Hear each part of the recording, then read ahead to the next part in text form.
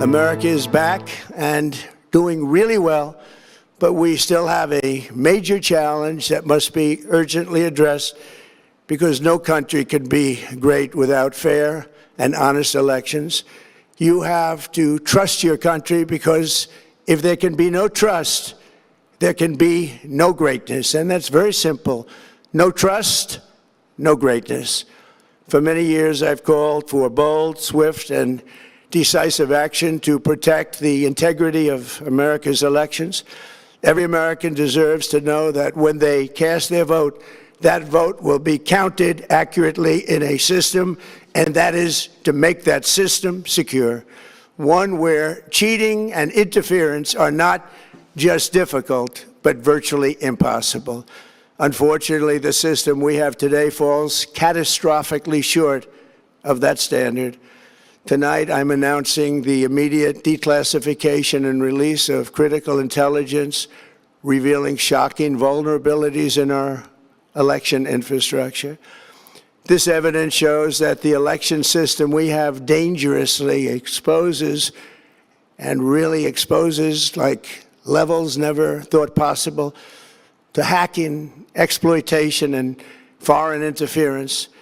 Just as disturbingly, this vital information has for many years been covered up and hidden from you. The American people are beautiful, our great American people, but that all changes right now. The documents we will release starting tonight have been gathered by the White House Government Transparency Task Force, a great group of people, along with the staff of the President's Intelligence Advisory Board, supported by our top intelligence agency chiefs, who have all personally reviewed the findings we are presenting this evening and fully confirmed their authenticity. You can see these documents for yourself at whitehouse.gov. That's whitehouse.gov. Go check it out. Our purpose in disclosing this information is not to weaken confidence in election, but to earn that confidence by confronting vulnerabilities and correcting them very, very quickly, and that's what we're doing. The documents cover 5 major areas of concern. First, they show that over a period of years, starting during the 2020 election cycle, the People's Republic of China carried out what is believed to be the largest compromise of election data in history, resulting in China's illicit acquisition of 220 million U.S. voter files. That information includes names, addresses, phone numbers, political party preferences, and other sensitive data that would be needed to register to vote and engage in other nefarious activities, which is exactly what was happening. This data loss presents an unprecedented election security nightmare.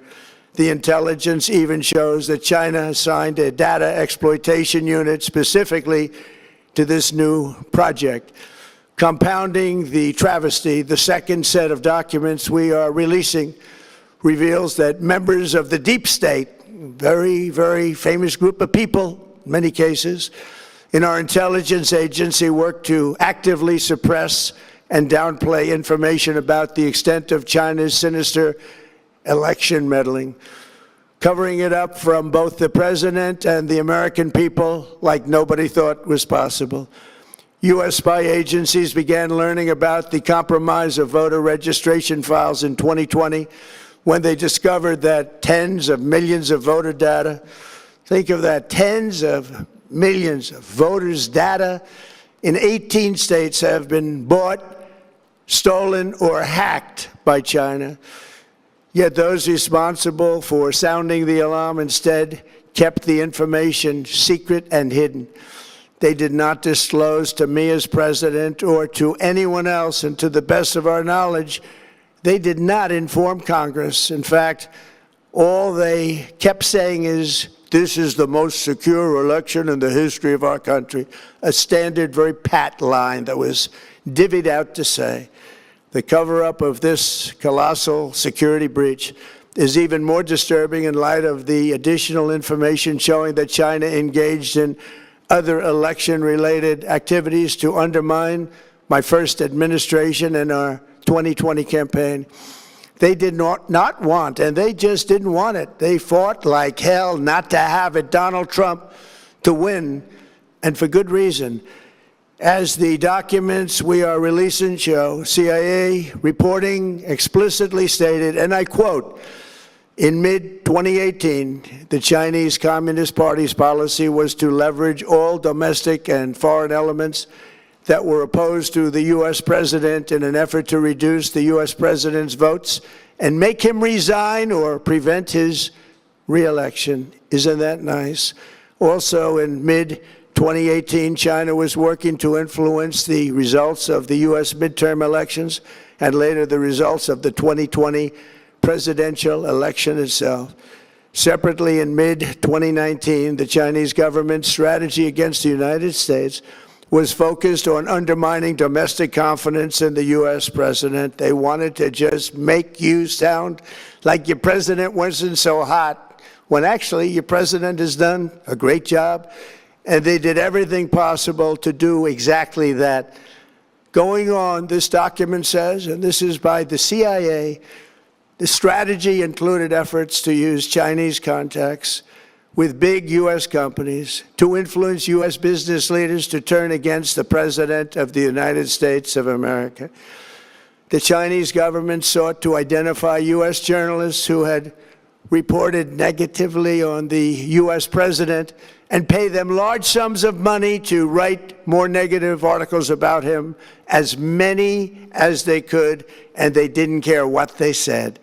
The Chinese government wanted U.S. president to lose the next election, and the reason they wanted me to lose is because they knew I was wise to them, charged them billions and billions of dollars worth of tariffs, and built the strongest military anywhere in the world. We have the strongest military anywhere in the world. These are exact quotes from the CIA reporting. The name of the person doing the quote is now under review, but it gets even worse. Raw intelligence obtained by the FBI in 2020, yet buried by rogue bureaucrats, stated that China's activities even included an attempt to manufacture illegal ballots for Joe Biden. Documents show that during this period, dozens of significant CIA and NSA reports about China's election targeting were kept out of the presidential briefing. These were briefings I would get almost every day. Everything was kept out that was of importance. One email among intelligence analysts admitted that they had, quote, deliberately massaged the presidential daily briefing to withhold information regarding Chinese activities related to the election. Another official inside the FBI wrote that she was running, quote, a shadow government, unquote, to keep intelligence about China's election meddling from becoming known and to keep it away from the honorable press. Other officials who witnessed such efforts perceived the motivations to be blatantly political. Recently, we found significant numbers of burn bags in formation, and this is a group of bags that were used to destroy information given by President Barack Hussein Obama to be burned. It was supposed to be burned. These bags were supposed to be at a different level by different people, incinerated and checked, but it never happened. Maybe we got lucky. We believe this was not done on purpose, but rather through gross incompetence of the people that were supposed to burn the bags. But the findings are stunning. Today, I'm asking the Office of the Director of National Intelligence, the Department of Justice, the FBI, and the CIA to investigate how and why such crucial information was hidden, to fire those involved in the cover-up, and to file criminal charges, if appropriate, against these people. Yet concealing China's meddling was only the beginning. The third set of documents we are releasing proves that for many years, Americans were blatantly lied to about the security of our election infrastructure, including electronic voting machines and ballot counting systems, dishonest, almost all. They're vulnerable and they're easily compromised, and people within our government knew that. Tonight, we're publishing a series of previously classified U.S. intelligence community assessments and other reports proving that our government has long known these machines are extremely exposed to attack. As one assessment states, we judge that the United States adversaries, including at a minimum Russia, China, Iran, North Korea, as well as non-state groups, have the capability to compromise U.S. election infrastructure. That's unquote, but that's some statement, isn't it, made by supposedly great patriots of our country.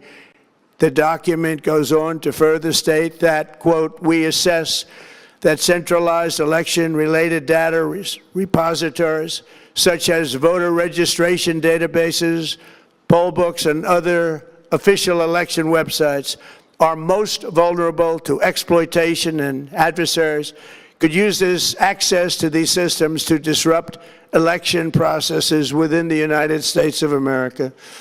Tonight, we're releasing all of those findings, and spanning from January 2020 to June 2026.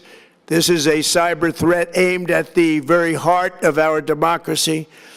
Many people have questioned whether it could actually be possible to electronically manipulate vote totals or change election results on these terrible machines. Today, we are releasing documents that show the CIA obtained reporting of a specific plot to do a big number in favor of the corrupt Maduro regime in Venezuela. And that's exactly what happened, conspiring to digitally rig their own country's elections in 2020, and that's what they did. This reporting included precise details about methods to regime develop to digitally alter vote totals in ways that could not be detected even with an audit, no matter how deep they went. This intelligence underscores why we must take urgent action to ensure that our own system can never, ever be hacked or compromised like it was in the past. The fourth set of documents reveals that even when significant evidence of fraud has been detected, it has been buried and covered up. Among the disclosures tonight are FBI files detailing evidence of alleged fraud by a large-scale voter registration operation in Michigan. In 2020, Michigan State Police raided a Democrat Get Out the Vote organization, corrupt group in Muskegon. And we're so concerned by what they found. They were just so concerned, they couldn't believe it, actually, that they contacted the FBI in Detroit. The documents state that some canvassers admitted to FBI agents that they signed voter registration forms in other people's names, submitted fraudulent registration for people who did not exist, and received gift cards tied to their number of applications that they produced. In other words, it was pay, play, and cheat. The FBI agents working on the case believe that crimes were committed, yet the Biden Department of Justice slow-walked the investigation and killed it. Tonight, I'm asking the FBI director to ensure that the matter is fully investigated and to work with the Department of Justice to prosecute those responsible for any crimes. Finally, to reveal just how vulnerable our elections continue to be, we are releasing the results of a stunning investigation by the Department of Homeland Security. According to the DHS review of state voter rolls and public records, they identified approximately 278,000 non-citizens who are registered to vote in federal elections.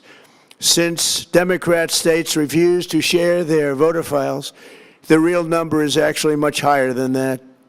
Yet, even this limited analysis found more than 250,000 foreigners illegally registered to vote. Put together, these disclosures reveal an election system so broken and so vulnerable that no one can possibly defend it. It is not defensible. Hundreds of millions of U.S. voter files are in the hands of foreign governments, Our machines and ballot counting systems are exposed to hacking and manipulation and corruption. China and other countries have been trying to meddle in our elections. Evidence of fraud has been buried. Hundreds of thousands of non-citizens and dead people are listed and active on the voter rolls, and yet we still have elections with no voter ID, no proof of citizenship, and tens of millions of ballots floating aimlessly through the mail.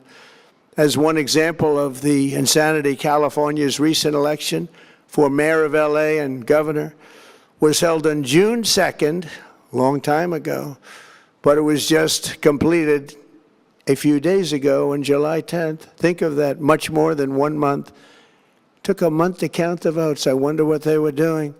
This is worse than any third world country. There's no third world country that has elections like we have. In a rare move, NBC and ABC Fake News have both said that they would not cover this speech. They knew what it was about because of the fact that they don't like the topic, because they know how corrupt our system is and they don't want to reveal it. They and others in the media are part of a plot. They want to continue this fraud for whatever reason. They want to keep it going. They want to protect the radical left. They can't have a great country, and that's true. You can't have a great country without free and fair elections.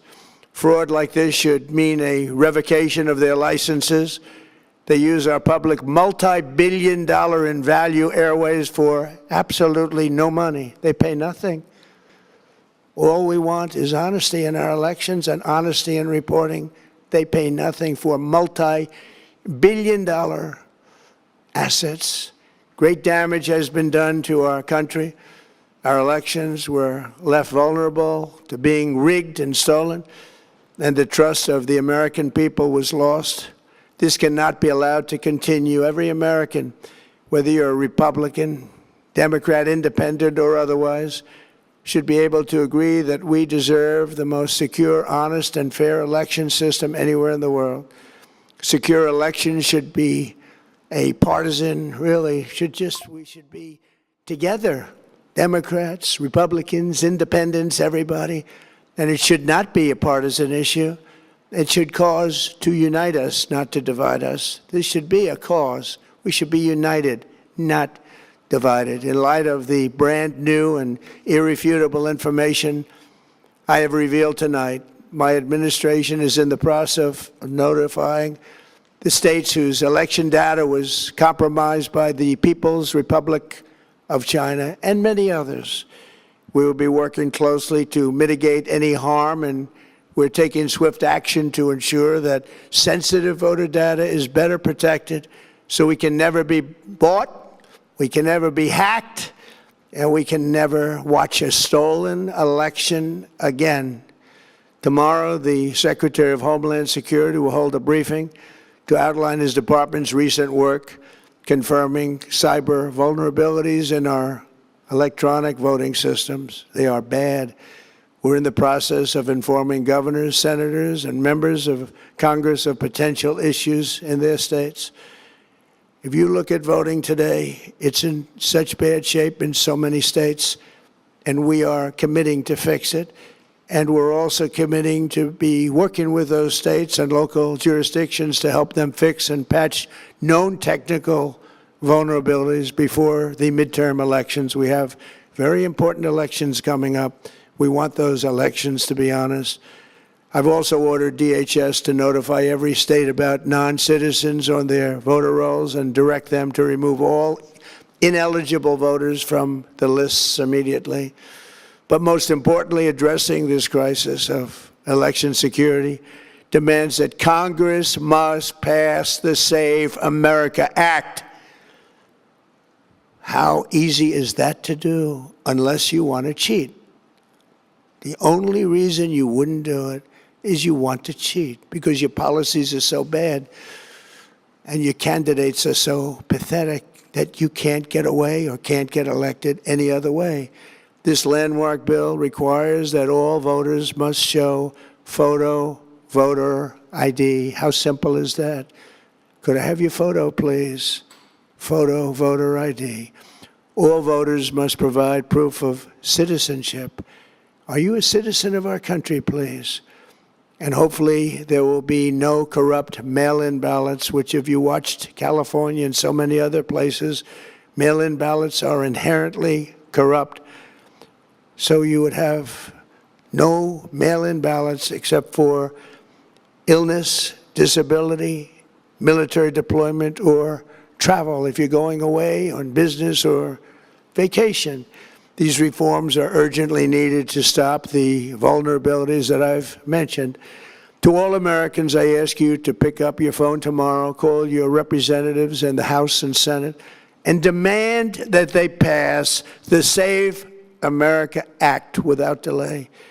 Together we will restore faith and confidence in our country, and we will be bigger, better, and stronger than ever before. Thank you. God bless you. God bless our great military. And God bless America. Thank you very much.